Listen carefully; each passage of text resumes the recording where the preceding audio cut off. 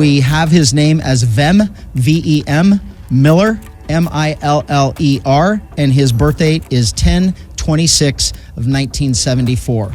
And the reason why I gave it to you like that is I will explain later. He approached the outside perimeter, gave all indications that he belonged there, that he was a participant that was allowed to get into VIP and to and a press corps, and so he was allowed through that outer perimeter. As he got to the inside perimeter, where deputies were conducting obviously a more thorough evaluation of the vehicles that were coming in, there were many irregularities that popped up. The deputy noticed that the interior of the vehicle was in quite disarray. The vehicle had an obviously fake license plate, and that prompted further investigation from our deputy into why the person was there and what he was doing. During that investigation, the deputy eventually found multiple passports with multiple names, multiple driver's license with different names. The vehicle was unregistered, and the license plate was what we in law enforcement would recognize as one that is homemade and indicative of a group of individuals that claim to be sovereign citizens. And assuming the deputy assumes that he was part of that identifying group. So during the investigation, obviously those identification documents were found, in addition to a loaded handgun and a shotgun. Obviously, this was before the former president arrived. The person was taken into custody. He was eventually booked into jail on those charges, and eventually he was released. He will have to further his court case in the future.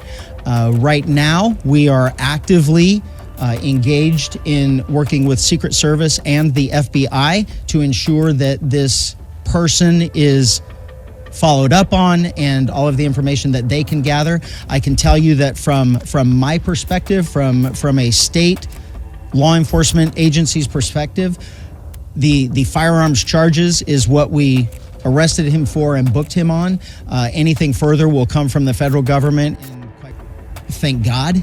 And by an act of really what we did in the week leading up to keeping that place secure, I certainly wouldn't want to be saying after the fact that I wish we would have done something to prevent that shooting. And there is absolutely no way that any of us are going to truly know what was in his head. I can tell you that none of the other probably 50,000 people that showed up yesterday for that event brought multiple passports with different names and guns. And this is what I'm glad of. This is what I am very glad of. I know that the presence that we had at the rally with deputies, with snipers, with counter snipers, and Secret Service snipers and counter snipers, I am glad that we're not talking about this after we shot him. We get to talk about it before, and no matter what, it's all going to be speculation about what his intentions were getting there. What we do know is he showed up with multiple passports with different names, an unregistered vehicle with fake license plate, and loaded firearms. If you're asking me right now, I probably did have deputies that prevented the third assassination attempt. If we are that politically lost, that we have lost sight of common sense and reality and reason, that we can't say that, holy crap, what did he show up with all of that stuff for and loaded guns, and I'm going to be accused of being dramatic. We have a serious problem in this country, because this is common sense and reason. Okay, thank you for coming.